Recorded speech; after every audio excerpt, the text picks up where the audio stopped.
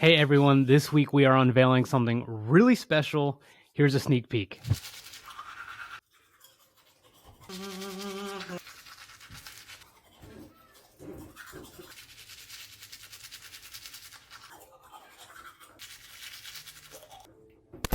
NFT Lingo. There are so many words being thrown around in this space, and we're expected to know what they mean. We covered a few in part 1, but we are coming to you with some more crazy words in a different language in Lingo part 2.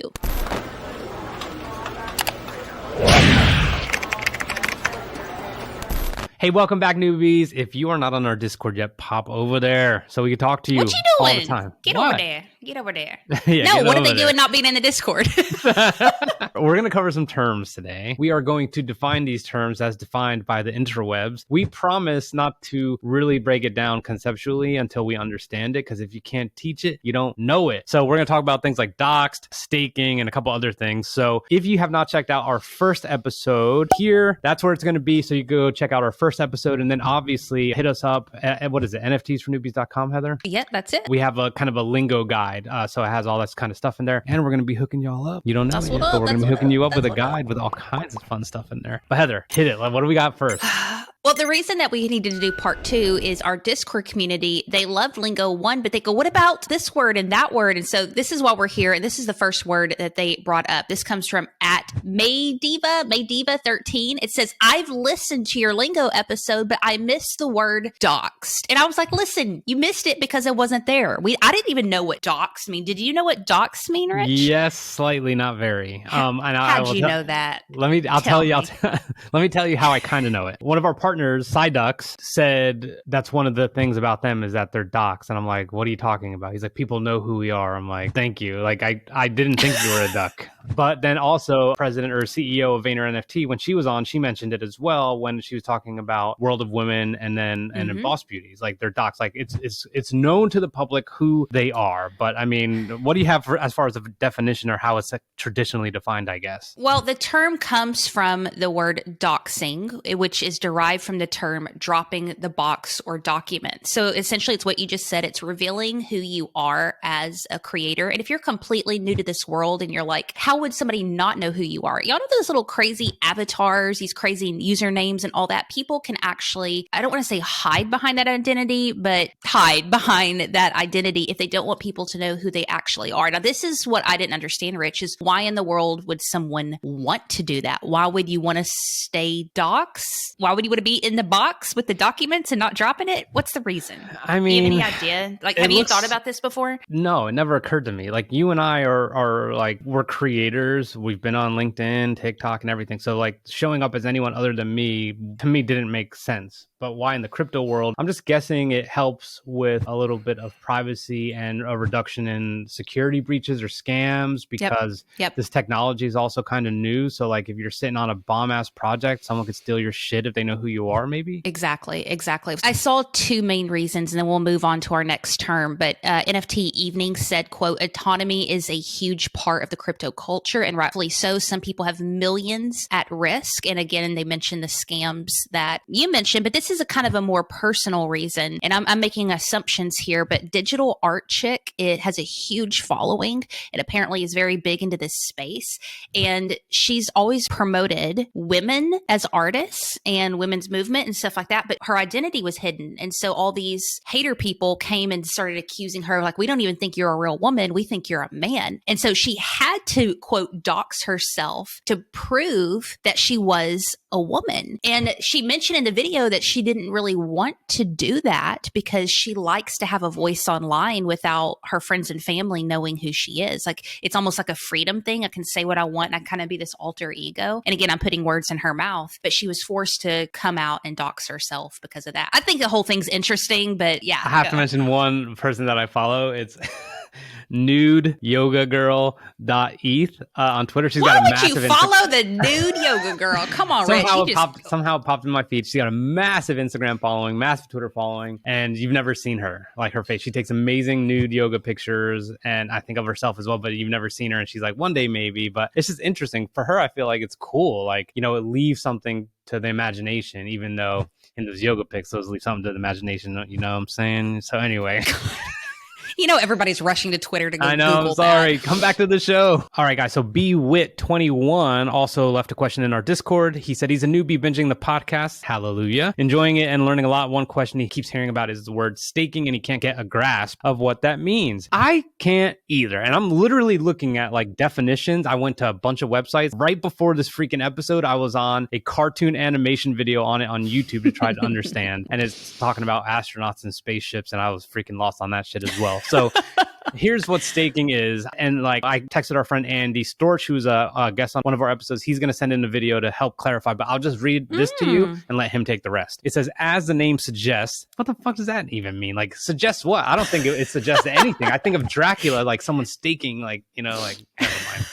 You do not like this word. NFT staking refers to the locking up of NFTs on a platform or protocol to receive staking rewards or other privileges. This allows NFT holders to earn a passive income while still maintaining ownership of their NFTs. And then right under that, in our notes, Heather, if you see in highlights, it says, I have no idea what this means.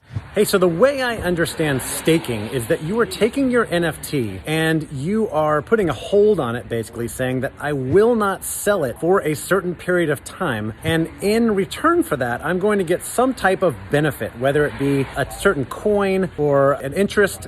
You can also stake cryptocurrency coins and say, I'm not going to sell it for a certain period of time. And as a result, I'm going to get some interest on this. If I stake an NFT, then maybe the project or the owners are going to give me something down the line. And I'm basically saying, by putting a stake in the ground, I'm putting this out there saying, I'm not going to sell this for 6 months or a year or 2 years.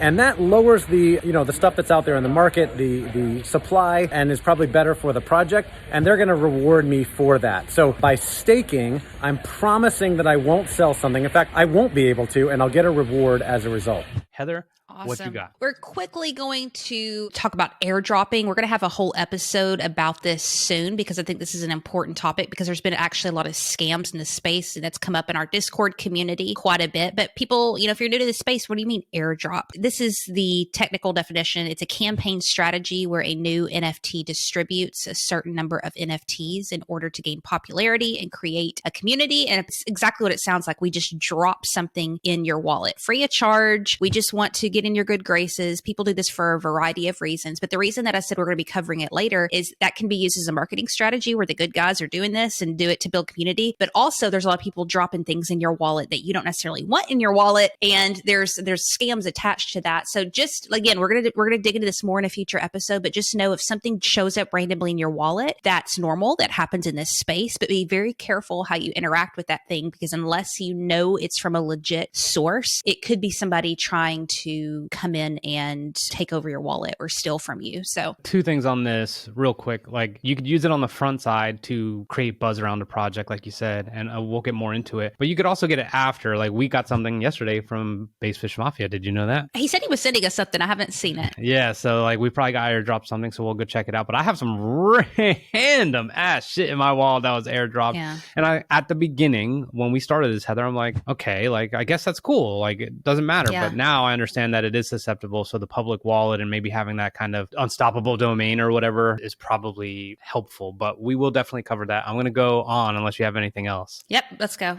Shill. You're like, y'all need to shill, homie. Chill out. Shill it. This was in our Discord, just like the other one. So again, we have a Discord tutorial. If that's what's keeping you from joining our community, we made a tutorial on it on YouTube. So don't sweat it. But shill is to peddle and to try and sell an NFT with subtle persuasion. So it's basically people hyping shit up. So I'm looking at one that says, let's do an art shill thread. So you would probably post your favorite art and tag the artist. So that makes sense. And it's going to be their own art. They like, look at mine. Look yeah, at me. Exactly. All right. We just got a couple more for you. Generative art. And I wanted to put this in here because, Rich, confession, I don't even mind looking like a newbie. I do not even mind. Like I will tell myself all day long. I did not understand what that meant coming into this world. Everybody's like, generative art. And I'm like, oh yeah, I love me some generative art. But this is just essentially, it's an algorithmic art, which is really computer generated art whose pictures come via an algorithm that an artist has customized for making unique outputs. Now, what this means is, when you see these collections that are like 10,000, 15,000,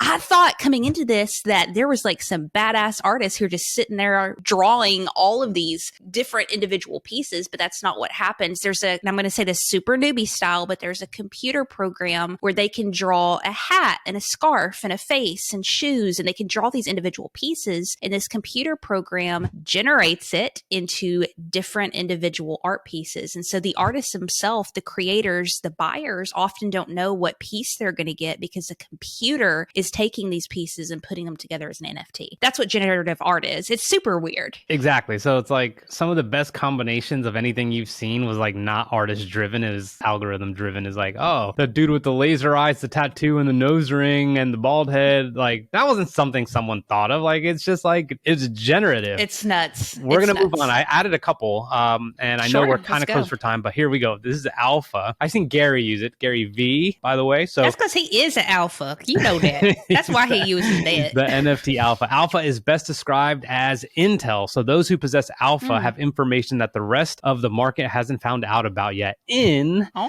aviation, or actually in the Marine Corps, we used to call that gouge. Like, dude, give me the gouge. Give me the gouge. Like, what do you know? Like, what do you know, man? Like, what do you, girl? Give me the 411. Give me the ice cream scoop. So someone's got the alpha. And then lastly, we got Heather talking about sweeping that floor. Sweeping that floor. Back in the day when I was a little girl, my mama always told me to sweep that floor. But that's not what it means in the NFT space. That means to run in. Why are you dancing? I was trying to sweep. That was not that. I can't simulate sweeping very well.